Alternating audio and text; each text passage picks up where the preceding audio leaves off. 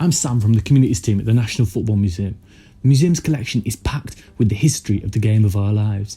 In this video, I'll be taking you through 11 museum objects all about some of the England greats from our Hall of Fame. Some of these will be happy memories for England fans, others significantly less so, which is, unfortunately, where we begin.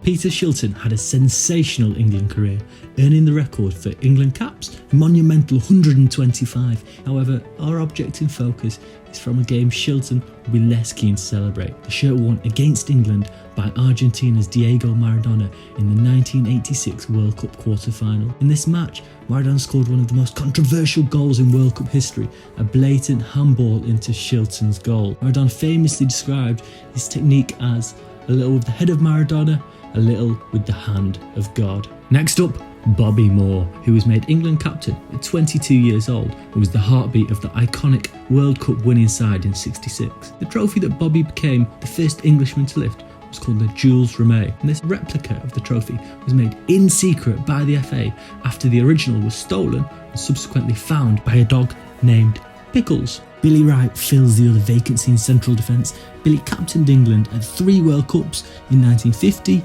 54 and finally in 58 when he was awarded this cap against the Soviet Union. In our collection we have plenty of amazing objects relating to this period, including a signed shirt from the whole squad when England beat Italy 4-0 in May 1948.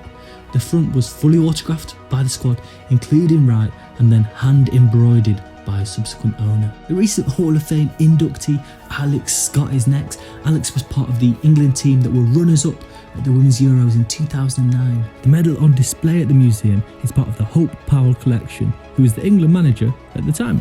In August 1997, Jillian Coulthard won her 100th cap for England, the first woman to reach the milestone. Making her international debut as a teenager in 1981, Coulthard was part of the England team which finished second to Sweden in their first European Championships, 1984. She scored 30 goals in 115 international appearances, 2 of which came in England's first ever World Cup finals match in 1995. Next up we have one of the greatest, one of my favourites, and certainly one of the most recognisable England players of all time. David Beckham comes in on the right of our midfield. At the National Football Museum, we have the actual match ball used in England's 2002 World Cup Group F match against Argentina, in which David Beckham scored the decisive penalty during a 1-0 win. Beckham had been sent off in the previous World Cup encounter between the two nations, so this goal proved to be a moment of redemption in Beckham's international career.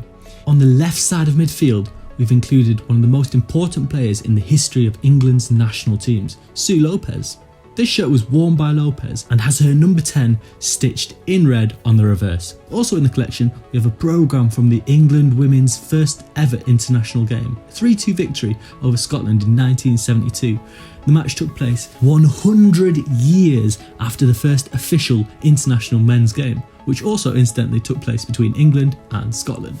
Joining our team in central midfield is Sir Bobby Charlton, one of the inaugural inductees into the Hall of Fame in 2002.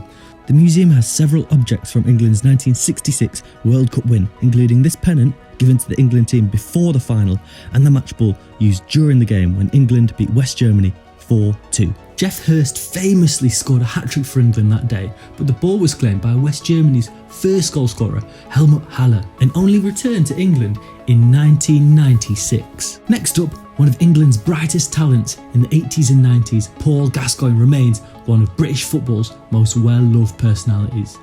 In the summer of 1990, Gascoigne was discovered by global football fans as he enjoyed a brilliant World Cup. He went on to win BBC Sports Personality of the Year award later that year. West Germany famously went on to win the game on penalties, but perhaps the most enduring image of England's tournament was the close-up captured by TV cameras of Gaza using his shirt to wipe away tears following his yellow card. This scene is depicted in the tapestry that was created as part of the BBC's 2018 World Cup campaign and was previously on display at the National Football Museum. The final place on our team sheet falls, of course, to Alan Shearer. At Euro 96, Shearer won the Golden Boot and England registered their joint best result in a major tournament since 1966. Shearer's shirt from that tournament hangs in the match gallery at the National Football Museum and is one of the most popular objects in our whole collection. So there we have it. That's our 11 objects related to England on the world stage. Which objects would you include? Let us know in the comments. Find these and thousands of other objects in our online collection at nationalfootballmuseum.com. Thanks for watching and subscribe for more football history content.